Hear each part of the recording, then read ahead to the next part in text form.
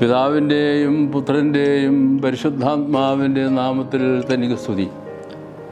ഞായർ പള്ളിക്കൂടത്തിലെ കുഞ്ഞു കൂട്ടുകാർക്ക് ക്രിസ്തുവേശു ഒരു സ്നേഹവന്ദനം. പ്രിയപ്പെട്ട കുഞ്ഞുങ്ങളെ, ഇന്നത്തെ പ്രബോധനത്തിന് കൊടുത്തിരിക്കുന്ന തലക്കെട്ട് ദൈവം കരുതിക്കൊള്ളും കുഞ്ഞേ എന്നാണ്. My child, God will provide. ഇതിന് അടിസ്ഥാന വേദഭാഗം ഉൽപ്പത്തി പുസ്തകം 22-ാം അധ്യായം 1 മുതൽ 19 വരെയുള്ള വാക്യങ്ങളാണ്. ഈ വേദഭാഗത്ത് അബ്രഹാമും ഇസഹാക്കും ദൈവത്തിൻ്റെ അത്ഭുതകരമായ ഇടപെടലും ആ ഇടപെടൽ മുഖാന്തരമായി നമ്മൾ പഠിക്കുന്ന പാഠം ദൈവം കരുതിക്കൊള്ളും എന്നാണ്. കുഞ്ഞെ, ദൈവം കരുതിക്കൊള്ളും. അബ്രഹാമിന് ഇസഹാക്ക് ജനിച്ചു. വാർദ്ധക്യത്തിലായിരുന്നു ജനിച്ചത്. അതുവരെ അബ്രഹാമിനും സാറായിക്കും മക്കളില്ലാതെ വിഷമിച്ചു. ദൈവത്തിൻ്റെ വലിയ ഇടപെടൽ ഇസഹാക്കിൻ്റെ ജനനത്തിൽ അവർ വളരെ സന്തോഷിച്ചു. കുഞ്ഞു വളർന്ന് ബാലനായി. ആ സന്ദർഭത്തിൽ ദൈവം വീണ്ടും അബ്രഹാമിൻ്റെ ജീവിതത്തിലേക്ക് വന്ന് ഒരു പരിശോധനയുടെ ഘട്ടം കൊടുക്കുകയാണ്. അബ്രഹാം ഭക്തനായിരുന്നു, ആഴമായ ദൈവത്തിൽ വിശ്വസിച്ചിരുന്നു. ദൈവം വിളിച്ചപ്പോൾ കൽദയരുടെ ഊര്, ഇപ്പോഴത്തെ മെസൊപ്പൊട്ടേമിയ, ആ സ്ഥലത്തു നിന്നെല്ലാം വിട്ട് തമ്പുരാൻ കാണിക്കുന്ന ദേശത്തേക്ക് പോകുവാൻ പുറപ്പെട്ടയാളാണ്. ആ കാരണത്താൽ ഉള്ള അനുഗ്രഹത്തിൻ്റെ ഫലമാണ് ഇസഹാക്ക്. പക്ഷേ ഈ പരിശോധന വളരെ ഉൾക്കൊള്ളുവാൻ വളരെ ബുദ്ധിമുട്ടായി. പക്ഷേ അബ്രഹാം പൂർണ്ണമായും ദൈവത്തിൻ്റെ ഇഷ്ടത്തിന് കീഴ്പ്പെടുകയായിരുന്നു, വിധേയപ്പെടുകയായിരുന്നു, അനുസരിക്കുകയായിരുന്നു. എന്താണ് ദൈവം അബ്രഹാമിന് കൊടുത്ത പരിശോധന? ദൈവം അബ്രഹാമിനോട് പറയുകയാണ്, നീ നിൻ്റെ മകനെ എനിക്ക് ഹോമയാഗമായി അർപ്പിക്കണം. അവനത് പൂർണ്ണമായും അനുസരിച്ചു. അബ്രഹാം ദൈവം കാണിച്ചു കൊടുത്ത മോറിയ മലയിലേക്ക് ബാലനെ ബലി കഴിക്കുവാനായി പോവുകയാണ്. കഴുതയ്ക്ക് കോപ്പിട്ട് യാത്രയ്ക്കുള്ള എല്ലാ ഒരുക്കങ്ങളും ചെയ്തു. ബലിക്ക് വേണ്ടുന്ന വിറക് ശരിപ്പെടുത്തി ബാലനായ ഇസഹാക്കിൻ്റെ തോളിൽ വെച്ചു കൊടുത്തു. കത്തിയും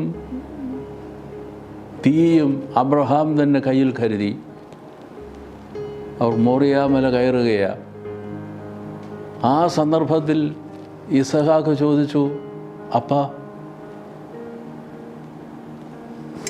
വിറകുമുണ്ട്, തീയുമുണ്ട്, ബലി കഴിപ്പാനുള്ള മൃഗം എവിടെയാണ്? ബലിമൃഗം എവിടെയാണ്? കുഞ്ഞാടെവിടെയാണ്?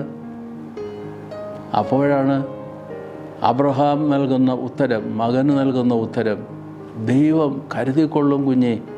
We have the wood and the fire, but where is the lamb for the burnt offering? My son, God himself will provide the lamb for an offering.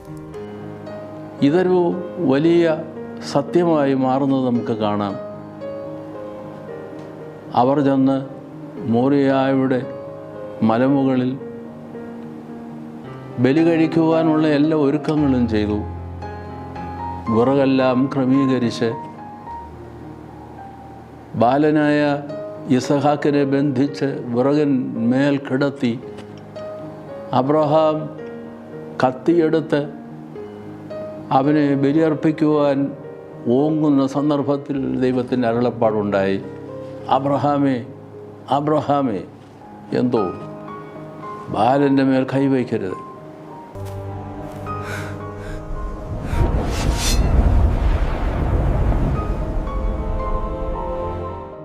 അവൻ വാള് താഴെയിട്ടു.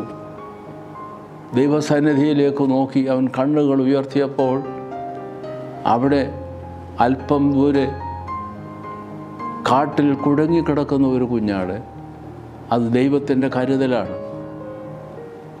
ആ കുഞ്ഞാടിനെ കൊണ്ടുവന്ന് ബലിയർപ്പിച്ച്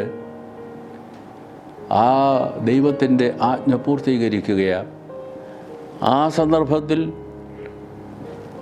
ദൈവം തമ്പുരാൻ വീണ്ടും അബ്രഹാമിന് നൽകുന്ന അനുഗ്രഹം പുതുക്കുകയാണ്.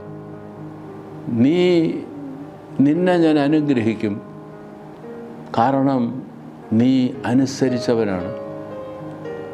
എൻ്റെ വാക്ക് നീ അനുസരിച്ചതാണ്, അതുകൊണ്ട് ഞാൻ നിന്നെ അനുഗ്രഹിക്കും. നിൻ്റെ സന്തതി വലിയൊരു ജാതിയായി മാറും. അവൻ മൂലം ഭൂമിയിലെ സകല വംശങ്ങളും അനുഗ്രഹിക്കപ്പെടും എന്നിങ്ങനെ അബ്രഹാമിന് നൽകുകയാണ്, അനുഗ്രഹം നൽകുകയാണ്. നമ്മൾ സൂചിപ്പിച്ചതുപോലെ മകനെ, കുഞ്ഞെ ദൈവം കരുതിക്കൊള്ളും. എബ്രായ ഭാഷയിൽ യഹോവ ഈരെ എന്നാണ്. യഹോവ ഈരെ. ആ മലയ്ക്ക് അബ്രഹാം ഒരു പുതിയ പേരിട്ടു. യഹോവ ഈരെ എന്ന് ആ സ്ഥലത്തിന് പേരായി.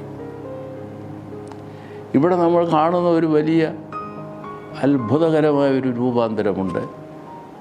മോറിയാമല യഹോവ ഈരെ എന്ന പേര് ലഭിക്കത്തക്ക വിധം പൂർണ്ണമായും മാറിയത് അബ്രഹാമിലൂടെയാണ്, അബ്രഹാമിൻ്റെ സമർപ്പണത്തിലൂടെയാണ്.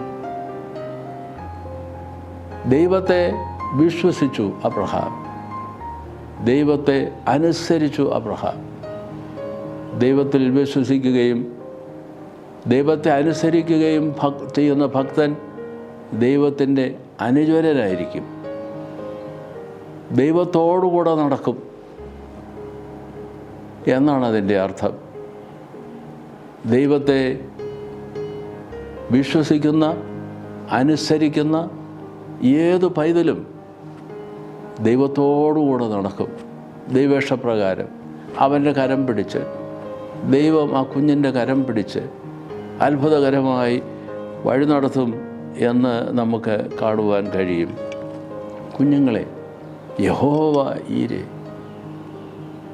യഹോവ കരുതിക്കൊള്ളും കുഞ്ഞെ എന്നുള്ള വലിയ പാഠം അബ്രഹാം പിതാവിലൂടെ നാം ഇന്ന് പഠിക്കുകയാണ്. കുഞ്ഞുങ്ങളെ, അബ്രഹാം നൽകുന്ന പാഠം നമ്മളുടെ ജീവിതത്തിൽ സ്വാംശീകരിച്ച് അതനുസരിച്ച് ജീവിതത്തെ ക്രമീകരിപ്പാൻ ദൈവത്തിൻ്റെ കൃപ നാം എല്ലാവരിലും എപ്പോഴും ഉണ്ടായിരിക്കുമാറാണ്.